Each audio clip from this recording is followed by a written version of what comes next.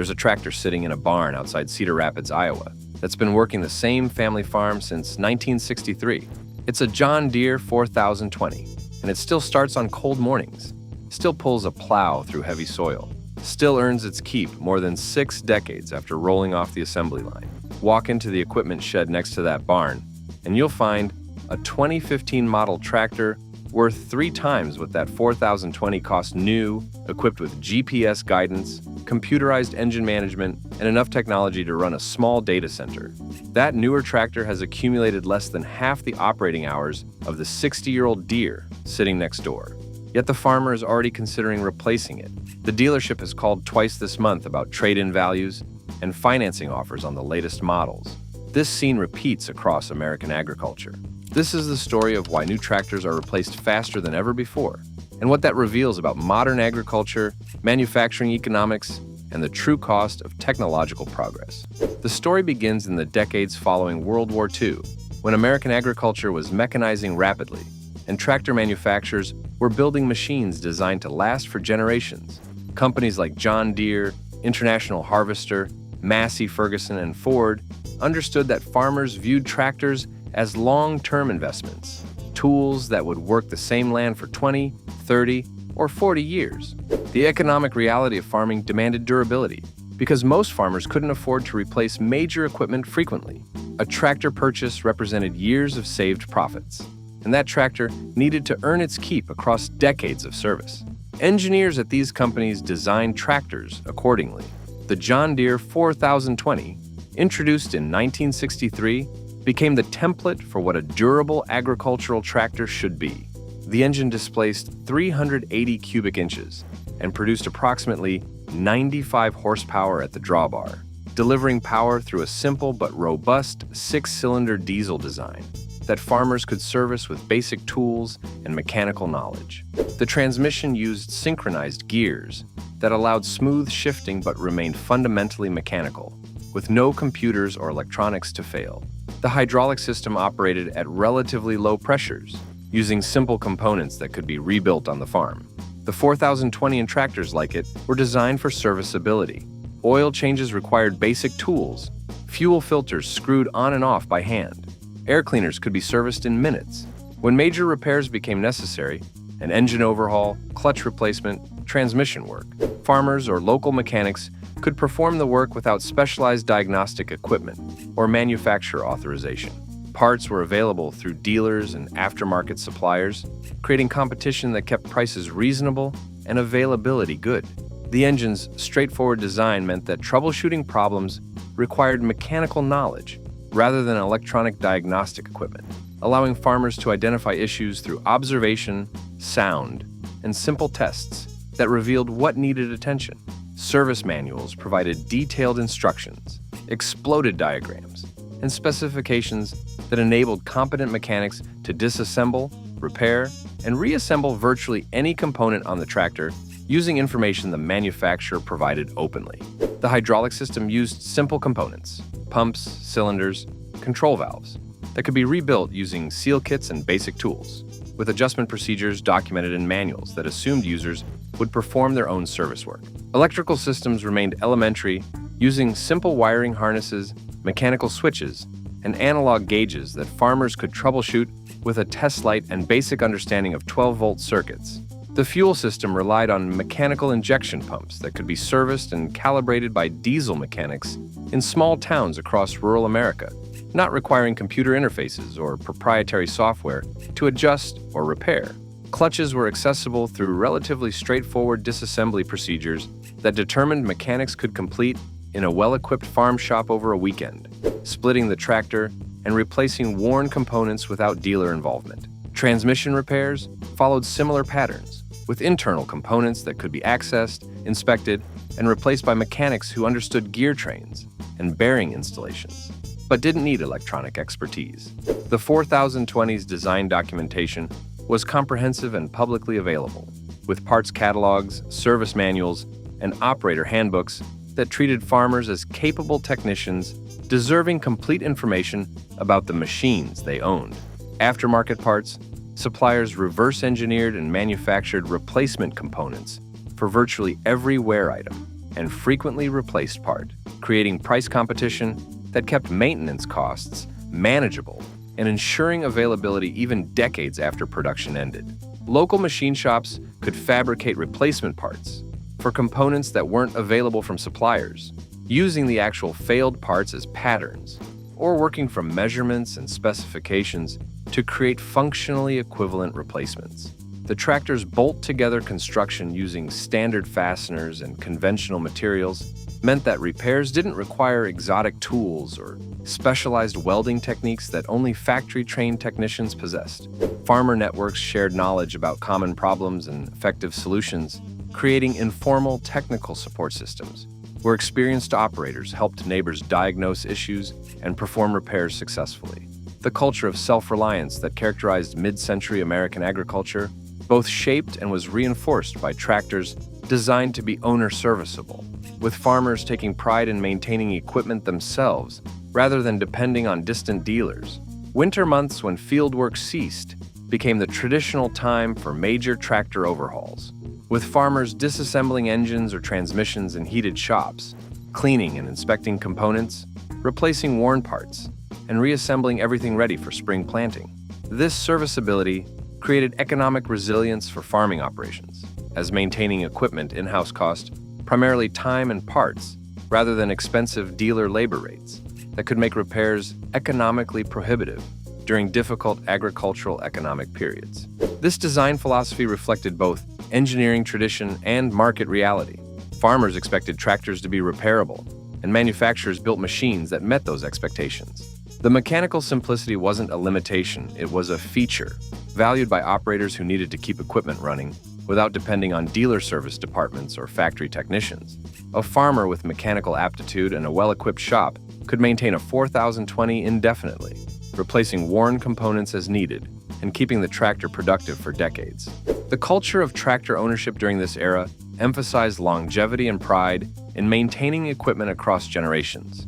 Farmers took satisfaction in keeping tractors running for 20, 30, or 40 years, viewing that longevity as proof of both the tractor's quality and their own maintenance diligence.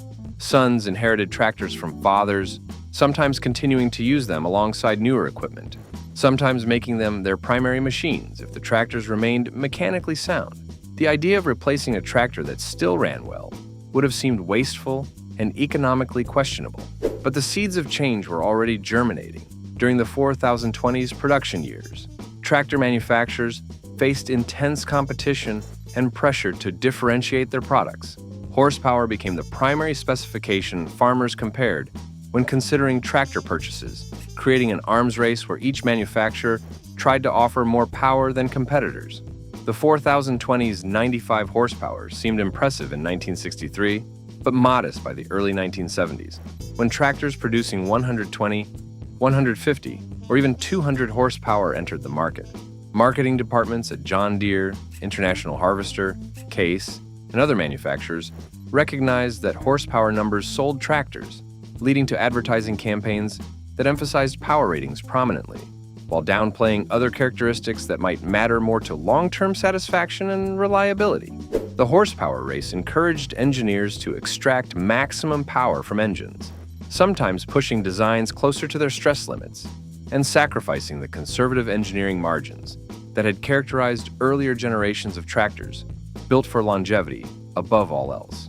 Farmers began comparing tractors primarily by asking how much horsepower each model produced, creating a simplistic decision framework that ignored fuel efficiency, serviceability, durability, and other factors that determined long-term ownership costs and satisfaction. The agricultural press reinforced this horsepower obsession through comparison tests and reviews that ranked tractors primarily by power output, treating horsepower as the definitive measure of tractor capability and value. Implement manufacturers designed increasingly large plows, cultivators, and tillage tools that required more horsepower to pull effectively, creating a self-reinforcing cycle where farmers needed bigger tractors to use the latest implements that were themselves designed for bigger tractors. The economies of scale in large-scale agriculture favored high-horsepower tractors that could pull wider implements and cover more ground per hour, creating genuine productivity advantages that made horsepower increases economically rational for many farming operations. Equipment dealers discovered that farmers shopped for tractors by comparing horsepower numbers across brands, leading salespeople to emphasize power ratings as the primary selling point and minimize discussion of features that didn't translate into simple numerical comparisons. The competitive dynamics among manufacturers meant that falling behind in horsepower ratings risked losing market share to competitors, creating pressure to continually increase power output, even when many farmers didn't actually need the additional capability. Turbocharging technology that became widespread during the 1970s allowed manufacturers to extract significantly more power from existing engine displacements, providing relatively easy paths to horsepower increases that marketing departments could promote aggressively. The horsepower inflation fundamentally changed farmer expectations about what constituted adequate tractor capability, with machines that would have seemed powerful in the 1960s appearing inadequate just a decade later, despite being mechanically identical. This shift in expectations created the perception that older tractors were obsolete, even when they remained perfectly capable of performing the same work they'd always done, planting the psychological seeds for faster replacement cycles. Agricultural universities and extension services contributed to the horsepower focus through recommendations that specified minimum tractor power requirements for various implements and farm sizes, inadvertently encouraging farmers to purchase more powerful tractors than their actual operations required. The horsepower race also drove manufacturer investment in research and development toward extracting more power rather than improving longevity, fuel efficiency, or serviceability, subtly shifting engineering priorities in ways that would affect tractor design for decades. Financing and leasing programs began using horsepower ratings as key variables in determining equipment values and loan amounts, institutionalizing the emphasis on power in the financial structures that facilitated tractor purchases. The focus on horsepower created competitive pressure that pushed manufacturers to introduce new, more powerful models frequently, accelerating the pace of model changes and making tractors seem outdated more quickly than when the market valued stability and proven designs over constant innovation. The horsepower race encouraged farmers to view tractors as potentially obsolete even when they remained mechanically sound. A perfectly functional 80 horsepower tractor from the 1960s could seem inadequate compared to newer 120 horsepower models that could pull wider implements and cover more ground per hour. The productivity advantage of additional horsepower created genuine economic incentives to upgrade even when older tractors hadn't worn out, beginning a pattern where technological advancement rather than mechanical failure drove replacement decisions. Hydraulic systems evolved rapidly through the 1970s and 80s, with manufacturers developing more sophisticated controls, higher operating pressures, and additional remote cylinders that expanded tractors' implement compatibility and operational versatility. Farmers operating newer implements with advanced hydraulic requirements sometimes found their older tractors couldn't provide the flow rates or control precision the implements needed, creating practical pressure to upgrade even when the basic tractor remained reliable. The introduction of enclosed cabs during the 1970s transformed operator comfort and safety, creating another dimension where older tractors seemed obsolete compared to newer models. Farmers who had spent decades operating open station tractors exposed to weather, dust, and noise found cab-equipped tractors dramatically more pleasant to use. The comfort and environmental control that cabs provided became expected features rather than luxuries, making older open-station tractors seem antiquated, even if they were mechanically sound. But these evolutionary changes, more horsepower, better hydraulics, enclosed cabs, didn't fundamentally alter the basic character of tractors or shorten their useful lives. Farmers still maintained tractors for decades and passed them to subsequent generations. The replacement cycle remained measured in decades rather than years because the core technology remained mechanical, serviceable, and durable. A farmer purchasing a tractor in 1975 reasonably expected it to remain in service through the 1990s and potentially beyond. The revolution that would transform tractor replacement cycles began quietly in the 1980s and accelerated through the 1990s and 2000s as electronics infiltrated every aspect of tractor design. Early electronic systems focused on engine management, using sensors and computer controls to optimize fuel injection timing, boost pressure on turbocharged engines, and monitor operating conditions. These systems improved efficiency and power output, but introduced complexity that farmers couldn't service themselves and components that could fail in ways mechanical systems never did. A failed sensor or computer module could disable a tractor completely even when all mechanical systems remained perfectly functional. The electronic gremlins that plagued early computer-controlled engines created frustration for farmers accustomed to diagnosing and fixing mechanical problems, but helpless when faced with electronics that required factory diagnostic tools and specialized knowledge to repair. Dealers became essential rather than optional for maintenance and troubleshooting, shifting the service relationship in ways that reduced farmer autonomy and increased operating costs. The electronic revolution accelerated dramatically in the 2000s as manufacturers integrated precision agriculture technology directly into tractors. GPS guidance systems, automatic steering, yield monitoring, variable rate application controls, and data management systems transformed tractors into rolling computers that happened to pull implements. These technologies delivered genuine productivity and efficiency gains that justified their complexity and cost for many farming operations. GPS guidance allowed operators to work longer hours with less fatigue, maintain perfect row spacing, and reduce overlap that wasted fuel and inputs. Variable rate technology enabled site-specific crop management that increased yields while reducing input costs. But the integration of sophisticated electronics throughout modern tractors created machines that were fundamentally different from their mechanical predecessors. A modern tractor might contain dozens of electronic control modules, managing everything from engine operation to transmission shifting to hydraulic functions to climate control.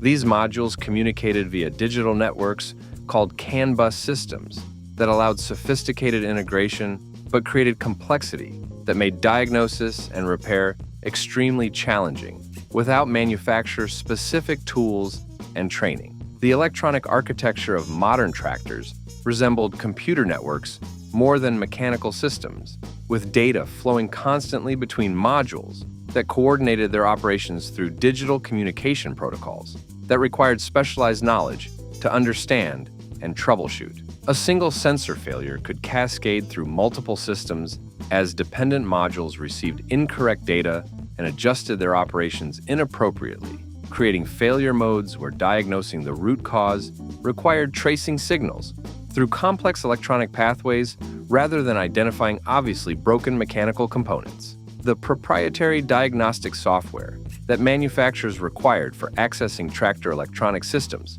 cost thousands of dollars and required annual subscription fees, placing these essential tools financially out of reach for most farmers and small repair shops. Software updates and calibrations became necessary maintenance items that only authorized dealers could perform, creating ongoing dependencies that didn't exist with mechanical tractors that never needed their carburetors or fuel injection pumps reprogrammed. The electronic modules themselves had finite service lives determined by component degradation, heat cycling, and moisture exposure, meaning that perfectly functional tractors could require expensive electronic replacements simply because modules reached their operational limits after 10 or 15 years. Manufacturers designed electronic systems with security features and encryption that prevented unauthorized access, ostensibly to protect intellectual property and prevent tampering, but effectively locking farmers out of diagnosing and repairing equipment they owned. The complexity of modern tractor electronics meant that even experienced mechanics with decades of mechanical expertise found themselves helpless when confronting electronic problems that required understanding of digital systems, network protocols, and computer programming, rather than traditional mechanical skills. Replacement electronic modules often cost several $1,000s each, with some control units exceeding $10,000, creating repair bills that approached significant percentages of the tractor's total value for failures of relatively small components. The interdependence of electronic systems meant that problems in one module could prevent the entire tractor from operating, even when all mechanical systems remained perfectly functional, creating frustrating situations where tractors sat disabled waiting for electronic parts, while engines, transmissions, and hydraulics that could work for decades longer remained idle. Software bugs and programming errors could cause operational problems that mimicked mechanical failures, leading farmers and mechanics on expensive diagnostic wild goose chases, replacing functional mechanical components, trying to fix issues that actually resided in computer code. The rapid pace of electronic technology advancement meant that diagnostic tools and software versions became obsolete quickly, with manufacturers sometimes discontinuing support for older systems and leaving owners of 10 or 15-year-old tractors unable to obtain the diagnostic capabilities necessary to repair their machines. The electronic complexity created situations where minor problems that farmers could have fixed themselves on mechanical tractors in minutes or hours instead required towing the machine to dealers, waiting for diagnostic appointments, and paying for technician time to connect computers and interpret error codes that might point to issues farmers could have identified and resolved independently given access to the systems. The electronic complexity of modern tractors created several problems that accelerated replacement cycles. First, the systems became obsolete quickly as software and hardware advanced. A tractor purchased in 2010 might use GPS technology that seemed cutting edge at the time, but crude compared to systems available just 5 years later. Farmers wanting access to the latest precision agriculture capabilities had to purchase new tractors because retrofitting older machines with current technology often proved impractical or impossible. Second, electronic components had shorter service lives than mechanical systems. A properly maintained mechanical transmission could last indefinitely with periodic rebuilds, but electronic control modules had finite lifespans before components degraded or software became incompatible with newer systems. The modules were expensive to replace, often costing thousands of dollars, and sometimes became unavailable as manufacturers discontinued support for older systems. A tractor could become economically unrepairable not because mechanical components failed, but because obsolete electronics couldn't be fixed or replaced. Third, the proprietary nature of modern tractor electronics locked farmers into manufacturer service networks and eliminated the right to repair that previous generations took for granted. Manufacturers used software locks and encryption to prevent anyone except authorized dealers from diagnosing or repairing electronic systems. Farmers who could rebuild an entire mechanical tractor in their own shop found themselves unable to diagnose simple sensor failures on modern tractors because the necessary tools and software weren't available to them. This shift concentrated repair authority with dealers and increased costs while reducing farmer autonomy. The emissions regulations that governments imposed during the 2000s created additional pressure for tractor replacement. The Environmental Protection Agency's Tier 4 emission standards, implemented in phases from 2011 through 2015, required diesel engines to reduce particulate matter and nitrogen oxide emissions dramatically. Meeting these standards required sophisticated emissions control systems, including diesel, particulate filters, selective catalytic reduction with diesel exhaust, fluid injection, and complex engine management that added cost and complexity while introducing new potential failure points. Tier 4. Compliance made older tractors suddenly seem obsolete even when they remained mechanically sound. The newer emissions-compliant tractors offered better fuel efficiency and lower emissions, but the emissions control systems added thousands of dollars to purchase prices and created maintenance requirements that didn't exist on older machines. Diesel exhaust fluid needed regular refilling, particulate filters required periodic regeneration or replacement, and the additional sensors and actuators created more components that could fail and disable the tractor. But Tier 4 regulations also created a perverse incentive for tractor replacement.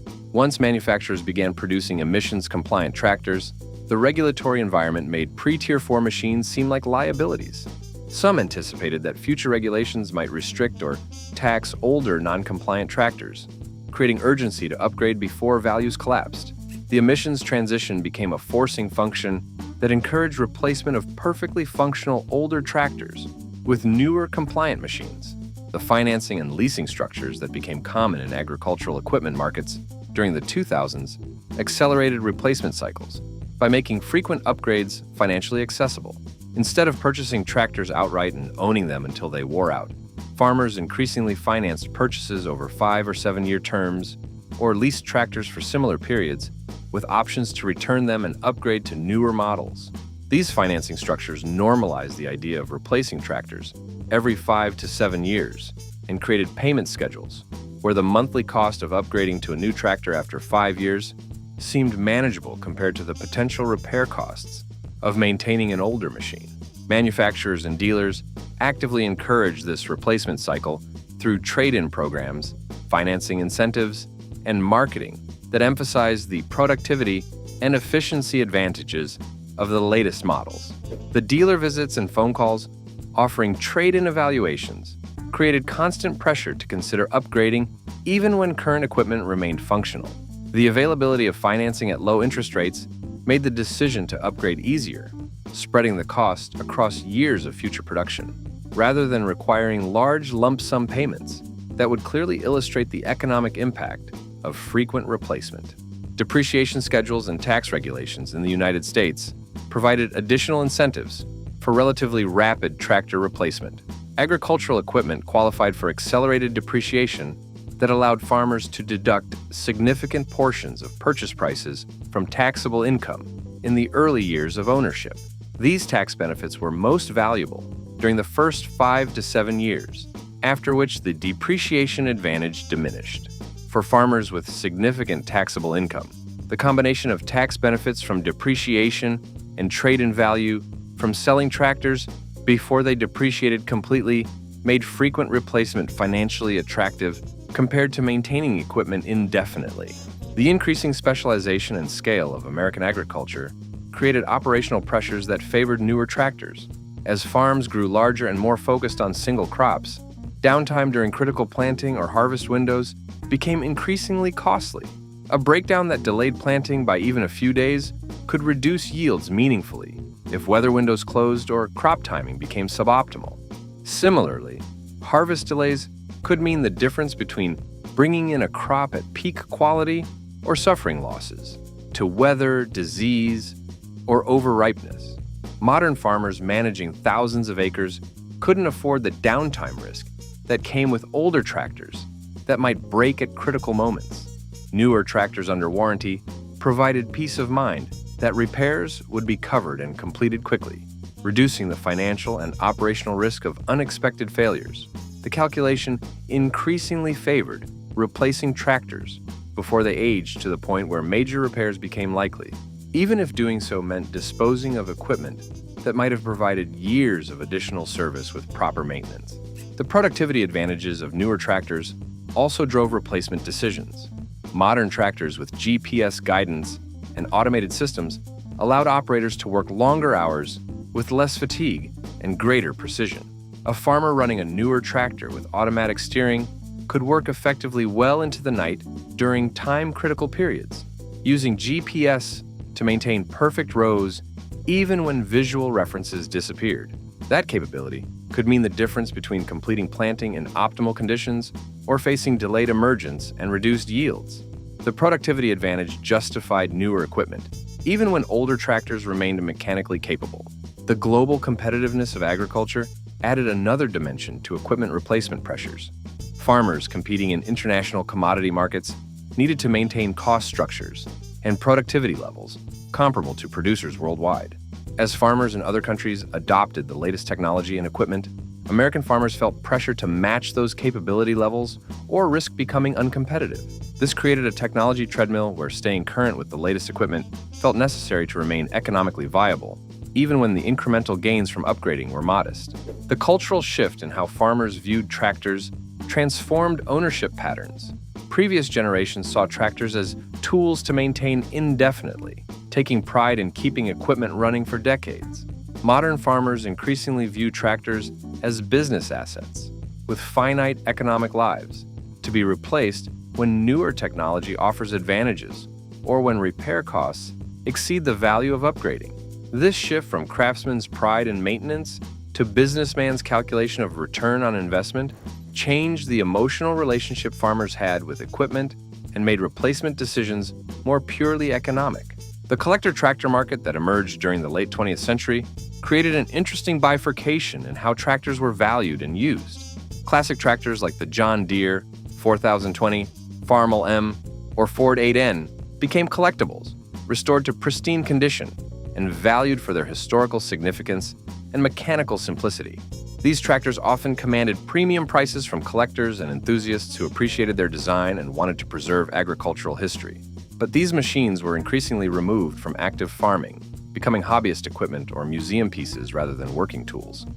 Meanwhile, modern tractors were treated as disposable business equipment, replaced regularly, and rarely maintained beyond their active service lives. The idea of a modern computerized tractor becoming a cherished classic seemed unlikely given their complexity, dependence on obsolete electronics, and lack of the mechanical character that made older tractors appealing. Modern tractors were tools, not heirlooms, and their replacement cycles reflected that utilitarian status. The manufacturers themselves benefited from faster replacement cycles, creating incentives to design tractors with finite useful lives rather than indefinite longevity. A manufacturer selling tractors expected to last 50 years would sell far fewer units than one selling tractors replaced every 7 years. The business model shifted toward recurring revenue from frequent sales, rather than single transactions serving customers for decades.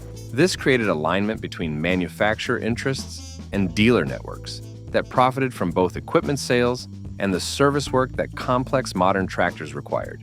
The engineering decisions manufacturers made reflected this changed business model. Designing tractors for 50-year service lives required expensive materials, generous engineering margins, and sophisticated manufacturing that increased costs. Designing tractors expected to serve 10 years allowed lighter construction, tighter tolerances, and components adequate for shorter service lives at lower manufacturing costs. The market rewarded manufacturers who optimized for first cost and short-term performance, rather than ultimate longevity, creating pressure to design machines that wouldn't last as long as their predecessors. The reality of modern tractor replacement cycles became clear in the data. Industry studies showed average tractor ownership periods shrinking from 15 or 20 years in the 1980s to 7 to 10 years by the 2010s. Some farmers replaced tractors even more frequently, particularly high-use machines where warranty coverage and latest technology mattered most. The financial structures, technological change, and market pressures all aligned to create replacement cycles that previous generations would have found incomprehensible. But the shift to faster replacement wasn't purely negative. Modern tractors delivered genuine advantages in productivity, efficiency, and operator comfort that improved farming economics and quality of life. GPS guidance reduced operator fatigue and enabled working longer hours more safely. Automated systems reduced input costs through more precise application. Cleaner emissions benefited air quality. The farmers choosing to replace tractors frequently were making rational economic decisions given the technologies available and the pressures they faced, even if the outcome was shorter equipment life cycles. The tension between longevity and advancement became one of modern agriculture's defining challenges. Farmers wanted durable equipment that would serve reliably for decades, while also wanting access to the latest technology that could improve productivity and efficiency. These goals increasingly conflicted as technology advanced rapidly and equipment complexity made long-term serviceability difficult. The choice became whether to maintain older, simpler equipment that lacked modern capabilities or upgrade frequently to access advancing technology at the cost of higher equipment turnover. Some farmers found a middle path, maintaining a mixed fleet of older mechanical tractors for tasks where simplicity and durability mattered, and newer electronic tractors for operations where precision technology delivered clear advantages. A farm might use a 40-year-old mechanical tractor for routine tillage and hauling, while deploying a modern GPS-equipped tractor for planting and spraying where precision mattered. This approach preserved the longevity advantages of older equipment, while capturing the productivity gains of newer technology. The right to repair movement that emerged in the 2010s represented farmer pushback against the loss of autonomy that came with modern tractor electronics. Farmers argued they should have the legal right to repair equipment they owned, including access to diagnostic software, service manuals, and parts without manufacturer restriction. Several states considered or passed right-to-repair legislation, and manufacturers faced pressure to provide repair information and tools to equipment owners. This movement reflected broader concerns about the shift from ownership to licensing in an increasingly digital economy. The legacy of rapid tractor replacement is still being written as the industry grapples with tensions between technology advancement, equipment longevity, farmer autonomy, and environmental sustainability. The tractors being built today will likely be replaced within 10 years, despite being capable of decades of service with proper support. This creates enormous waste as functional equipment is disposed of and enormous capital demands as farmers finance frequent replacements. The environmental cost of manufacturing new tractors and disposing of old ones adds to agriculture's carbon footprint in ways that weren't necessary when tractors lasted for generations. Yet the old tractors persist, defying the replacement cycle that governs modern equipment. The John Deere 4020s, Farmall M's, and Ford 8Ns continue working on farms across America, still productive 6 or 7 decades after manufacture. Their longevity stands as both testament to the engineering excellence of an earlier era and indictment of modern manufacturing that builds disposability into sophisticated machines. These survivors prove that tractors can last for generations when designed for longevity and built without the electronic complexity that shortens modern equipment lives. The future may see a correction as farmers and manufacturers recognize that the current replacement cycle is economically and environmentally unsustainable. Technologies that improve serviceability, modular designs that allow component upgrades without complete replacement, and regulatory frameworks supporting right to repair could extend modern tractor service lives. But those changes require shifting away from business models built on frequent replacement and toward approaches that value longevity alongside capability. Have you watched tractors that should have decades of service ahead of them get replaced after just a few years? Have you kept an older mechanical tractor running alongside newer equipment and noticed how different the ownership experience feels? The replacement cycle affecting modern tractors reflects broader changes in manufacturing, agriculture, and society's relationship with technology and ownership. Drop your thoughts in the comments about whether faster replacement represents inevitable progress or a wrong turn that needs correction.